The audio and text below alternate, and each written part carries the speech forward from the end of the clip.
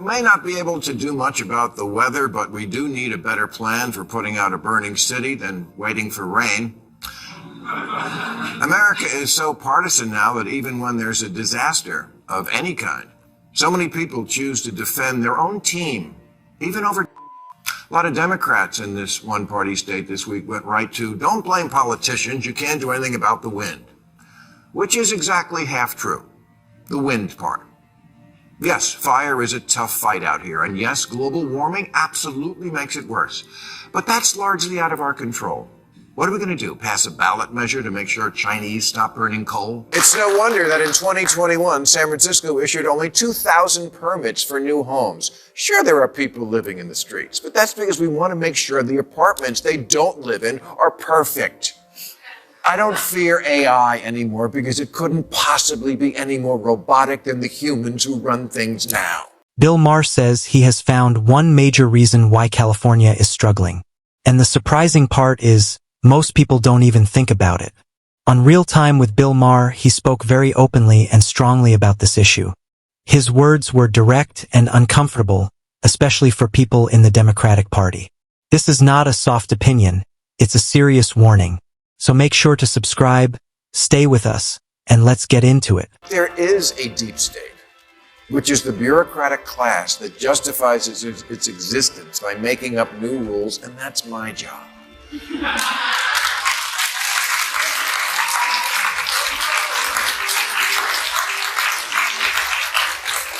It's the vast network of regulators, administrators, inspectors, contract reviewers, project managers, fee assessors, special commissioners, zoning officers, and consultants whose jobs seem to be to make sure nothing ever happens and then charge you for it. Maher believes the biggest problem in California is its long-standing one-party system. He says many people care more about party loyalty than how well leaders actually perform. Because of this, bad leadership can continue without being held accountable. Elections happen, but nothing really changes. He also explains that when one party stays in power for too long, it creates too much bureaucracy. More departments are created, more rules are added, and things become slow and inefficient. New ideas stop growing, costs increase, and basic services get worse. His message is simple: when power is not challenged, it starts working for itself instead of the people. And now California is facing the consequences. San Francisco, the city's so nice you'll step in poop twice.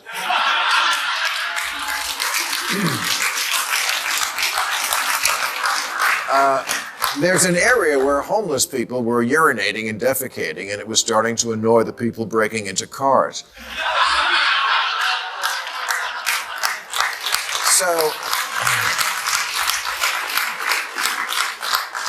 So the city tried to build a public toilet last year, but then gave up when the cost hit $1.7 million. Not $1.7 million for a public toilet system, $1.7 million for one toilet. And this wasn't some magic toilet that catches your phone when you drop it. It may sound shocking, but Maher gives a real example. In San Francisco, building just one public toilet was expected to cost over $1 million. Think about that. This is a city already dealing with homelessness, drug problems, garbage, and poor sanitation. Yet even basic facilities are extremely expensive. Maher uses this example to show how broken the system has become. Too many permits, consultants, and approvals make simple projects very costly. What should be an easy solution turns into a complicated and expensive mess. Because of this, projects don't get completed, and people continue to suffer. Maher believes this is not just a small issue, but a sign of deeper problems. When the system focuses more on rules than results, even simple things become huge failures, and the public pays for it. So then a private company took pity on San Francisco and offered to build them their toilet for free. But after, quote, project management, construction management, architecture and engineering fees, permits, civic design review, surveys, contract preparation, and cost estimation, the free toilet was still going to cost almost $1 million. You know, if you tack on fees like that, you're not a city, you're an airline. Now it becomes clear why many problems in California are never fixed. It's not just bad leadership, it's a system that slows everything down. Even when businesses or individuals try to help, they face too many rules and delays. Permits and approvals take so long that good ideas often fail before they even start. By the time something gets approved, it becomes too expensive or people lose interest. Maher says this problem is built into the system. When there is no real political competition, there is no pressure to improve or fix things. The system protects itself instead of solving problems. He also says this could change if voters demanded better results. But without pressure or consequences, nothing improves. Until people challenge the system, the same problems will continue again and again. It's like San Francisco is actually proud of being impossible. Asked about the toilet, a spokesman for the Department of Public Works said, "We are a city of public input." Okay, but I'm stepping in public output.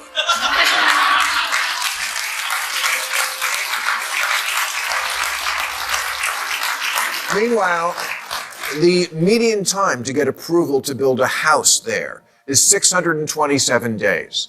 That's 217 days longer than it took to build the Empire State Building. You need 87 permits, 15 from the Planning Commission, 26 from the Public Utilities Commission and the Fire Department, 19 from building inspectors, 17 from the Public Works, 10 related to public spaces, and 1 from a guy in a t-shirt that says Federal Boob Inspector.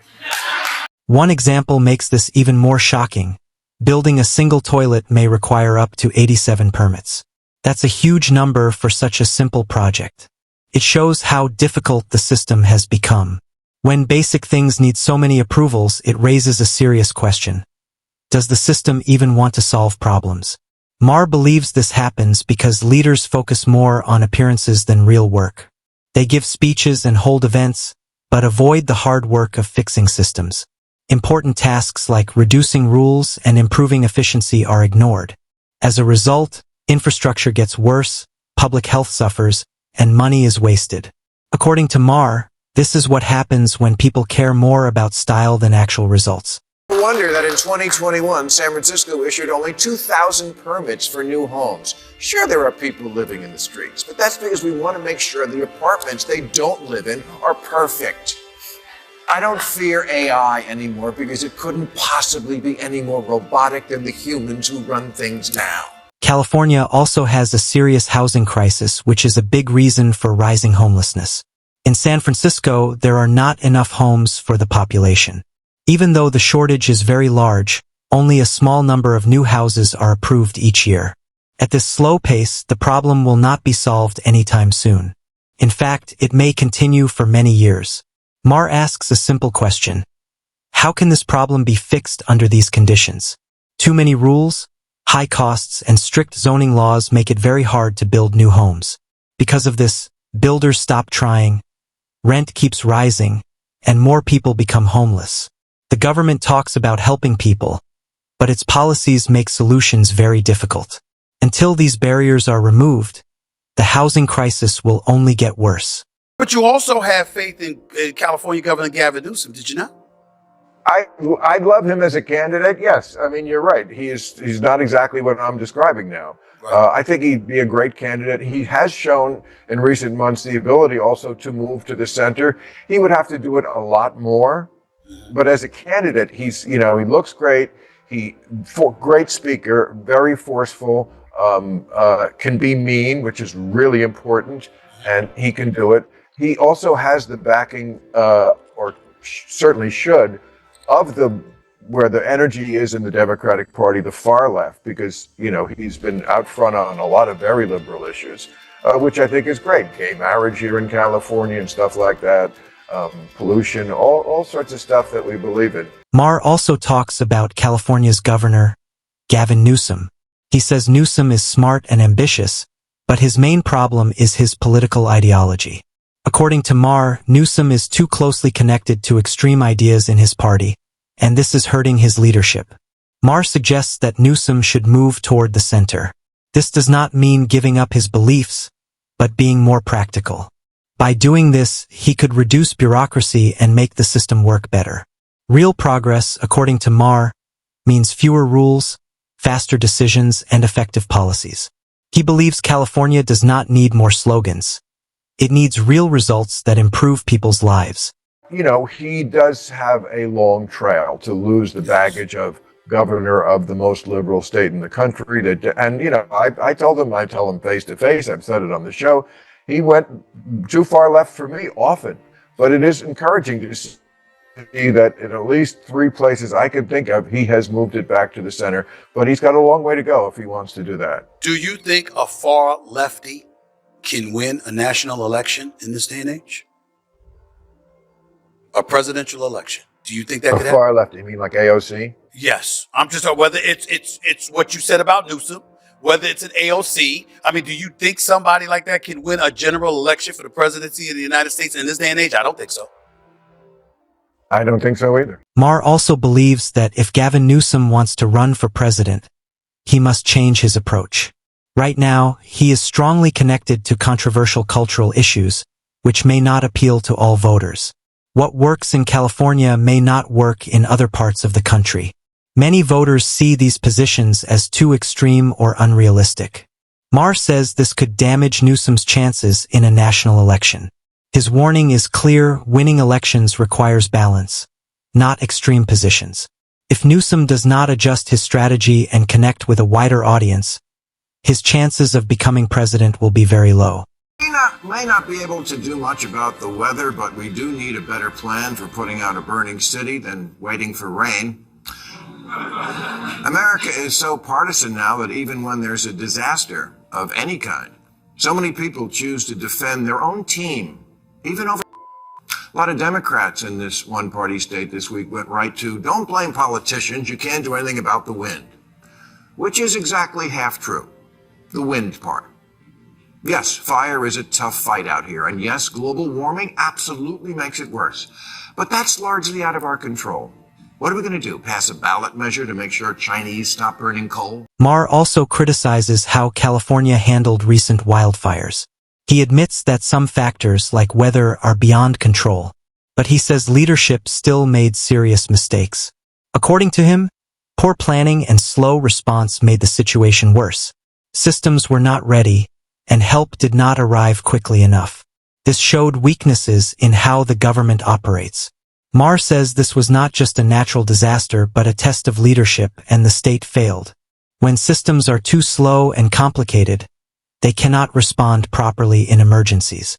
And in such situations, the damage affects real people and their lives. Axios ran a story on how getting the water out of the hydrants in Pacific Palisades was more complicated than it seems. I'm sure it is. I'm sure it's very complicated. That's why I pay 13% of my income in the state every year to people who I assumed were working on things like this. When all these points are combined, Maher's message becomes very clear. He believes California's problems are not random. They are caused by its own system. A one-party system has created too much control, too many rules, and not enough accountability. From expensive public projects to housing shortages, the same issue keeps appearing: too much process and not enough action. Maher says he is not criticizing California because he dislikes it, but because he believes it has huge potential that is being wasted. His final message is simple: change the system, allow competition, and focus on real results. Otherwise, the problems will continue, and things may get even worse.